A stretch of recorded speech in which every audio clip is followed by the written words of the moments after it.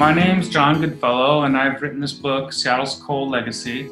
And I wrote this book because I'm a firm believer that if we are not aware of our past, that we don't contextualize our future, that we don't have the meaning of where we are today without looking to where we were yesterday.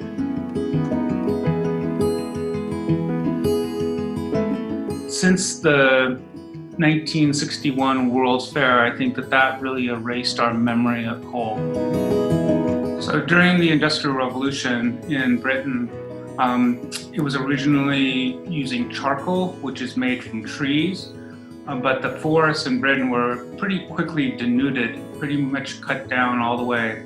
And that's when they started turning to coal as a replacement for wood. The first real business in Seattle was the sawmill.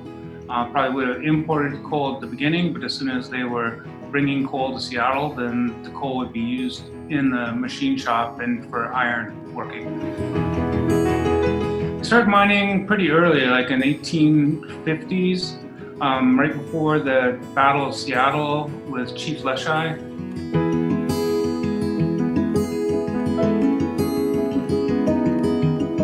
That's when they discovered coal up in Newcastle. The big money really started in the 1870s. A lot of the coal that was coming to Seattle was going on to San Francisco. Central Pacific, which is based out of San Francisco, needed coal to operate their rails, so they made a contract with Newcastle for 3,000 tons a month, and that's when the whole infrastructure was put in, and that's when the big money started rolling in. We were a frontier. People were here to make money. Originally, it was the coal and the timber, and that was going down to San Francisco. Later on, it became the fish. But as Seattle developed its own industrial infrastructure, once we started having foundries and machine shops and iron working facilities, that's what made Seattle different. It also makes it for a very international city. People are coming from China, from the Philippines, from Japan, through the port to Seattle, not only to pick up coal, but to pick up lumber, and then later on for just general freight and trade. During the First World War, there was many ships being built for the war, including the USS Nebraska, which is a major battleship. So I would have to say that after the First World War is when coal really dominated the energy power arena. So the first electrical power plants in Seattle were coal-fired. The first one was actually Thomas Edison. It was one of his plants, and it was a direct current system. First one on the West Coast, actually. But once AC came in, then that changed the dynamics of how far the electricity can travel. So things like hydroelectric, and the first hydroelectric dam was up in Snoqualmie Falls, and it's still there, it's still operating. And it was sending its electricity to Seattle, but there were already 2 coal-fired plants in Seattle.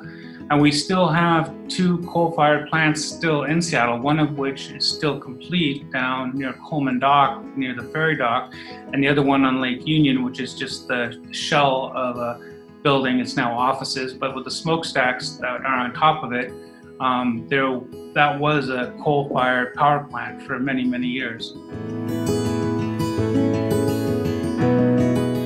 We have a lot of people who are new to Seattle coming to work in the high-tech industries, and they have to realize that there's a context here. This didn't just happen out of nothing. This happened out of industrialness, everything from maritime to Boeing planes. Those skills that they're using for boat building and the skills they're using for making airplanes are exactly the same. I mean, they're making rudders, they're using framing, lightweight framing with a thin skin on top.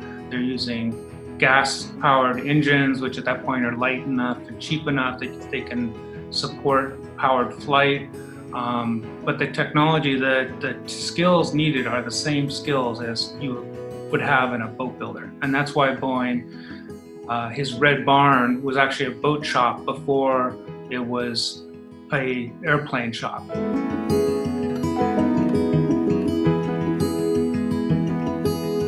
Once you have these technical skills, once you have machinists, once you have mechanical skills, which are very specialized. I mean, to make a boiler is not an easy process. And if you look in the history of steam engines, boiler explosions are very common.